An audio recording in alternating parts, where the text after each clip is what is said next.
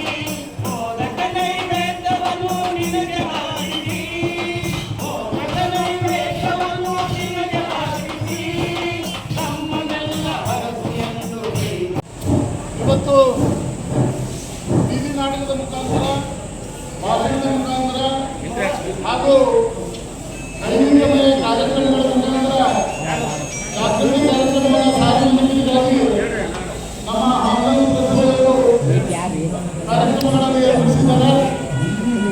ಎಲ್ಲ ನಮ್ಮ ಪುರಸಭೆಯ ಸಿಬ್ಬಂದಿಯವರಿಗೆ, ಅಧಿಕಾರಿಗಳಿಗೆ ಹಾಗೂ ಈ ಕೆಲಸ ಕಾರ್ಯವನ್ನು ಮಾಡತಕ್ಕಂಥ ನನ್ನ ಅನುಗೆ ಚಾಲನೆ ನೀಡಿರುವಂಥದ್ದು